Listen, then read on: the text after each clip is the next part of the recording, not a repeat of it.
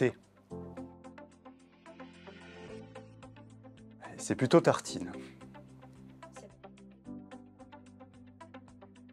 Par un bon petit-déj, justement, hein, voilà, le thé, les tartines, voilà, et ça commence déjà pas mal. Ouais. Oula, là, c'est très difficile. Allez, cassoulet quand même, ouais, cassoulet. En tant que Toulousain d'origine, allez, TFC quand même. J'ai joué au foot dans ma jeunesse, donc je vais dire TFC, ouais. Allez, les violets, ouais. Alors ça, je dirais que ça dépend des jours.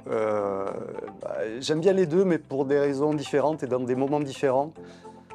Allez, je vais dire Nougaro pour la chanson Au Toulouse que j'incite mes doctorants étrangers à écouter de temps en temps pour s'imprégner de l'atmosphère locale. Je vais dire plutôt chat. On a un chat à la maison, ouais.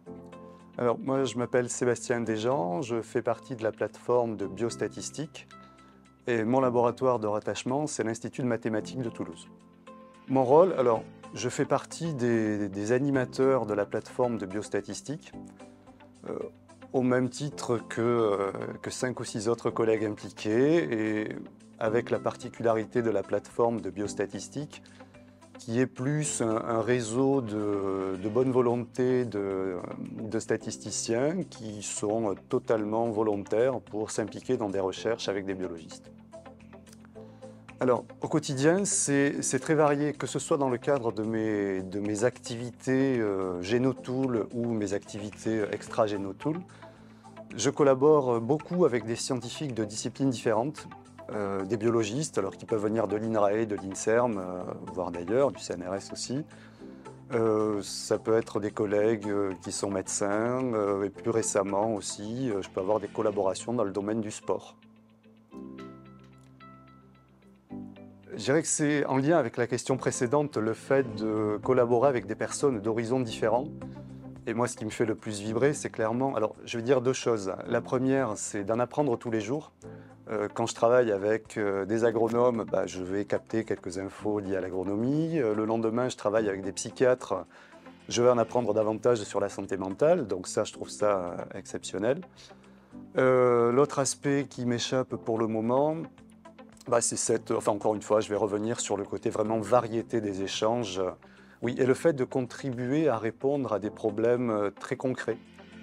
Voilà, on parle de santé mentale, il y a une enquête qui a été menée auprès de patients, on va apporter des réponses pour améliorer la santé mentale d'individus. Même chose côté agronomie, on va essayer d'avoir des éléments qui vont vraiment répondre à des questions concrètes. Donc c'est ça qui me plaît dans mes activités. J'ai du mal à avoir une idée, j'ai pas un événement qui me vient en tête de façon particulière. Dans le cadre des projets, finalement, je suis rarement confronté à des deadlines assez fixes. Allez, je vais dire que si je remonte un petit peu quelques temps en arrière, le fait de passer devant un jury, quand j'ai passé mon habilitation par exemple, voilà, ça met un petit coup de pression, donc je vais dire ça, ouais. Allez, tant pis, je vais vous resservir la même réponse. C'est vrai que passer cette habilitation, alors je l'ai passée après 15 ans d'exercice de mon métier d'ingénieur de recherche, statisticien à l'Institut de maths. Et finalement, au bout de 15 ans, j'avais envie de faire un petit peu le bilan et je trouvais que le passage d'une habilitation était justement un bon moyen pour ça. Et donc, voilà, je dirais que ça a quand même été cette satisfaction-là de passer devant un jury et d'en ressortir avec un diplôme. C'est quand même toujours assez gratifiant, donc ça m'a... Je vais répondre ça. Je vais repartir sur le jour de l'habilitation. De fait, c'était un jour où il pleuvait.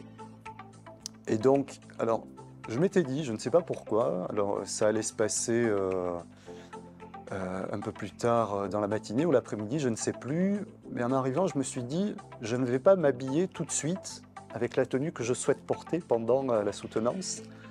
Et bien m'en a pris parce que juste en arrivant au pied de mon bâtiment, il y a une voiture qui est passée dans une flaque d'eau et je me suis fait bien arroser.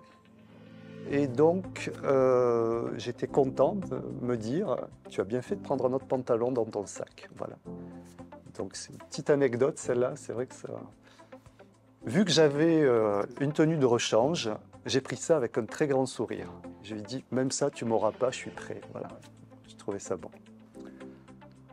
Alors, il y a 25 ans, on va dire j'étais presque à la source de Genotool, vu que c'était pendant ma thèse. J'étais dans un laboratoire qui s'appelait BIA, de l'INRAE de Toulouse, INRAE qui s'appelait pas INRAE, bien entendu, mais INRA, et donc j'étais dans des bureaux pas très loin de ceux qui ont vu la naissance de Genotool. Moi, j'ai bien envie de dire que c'est l'âge de la maturité. Je ne sais pas si pour des individus à 25 ans, on est complètement mature, mais je dirais que pour un groupe qui a vécu 25 ans, 25 ans, ça veut dire qu'il y a plusieurs personnes qui se sont succédées déjà à la tête, à la direction, et que le groupe a continué à vivre. Donc c'est que quelque part, voilà, il est mature, quoi. Donc je dirais que c'est un peu le terme qui me vient comme ça. Si je reviens à l'âge de 25 ans, professionnellement, moi je dis souvent que je suis dans le luxe. Vraiment, je fais un métier dans lequel je suis complètement épanoui et je souhaite à tout le monde d'être aussi épanoui dans son métier. Parce que le matin, je viens au boulot avec le plaisir, le sourire. Donc de ce point de vue-là, faire des choses différemment au niveau professionnel, non, voilà.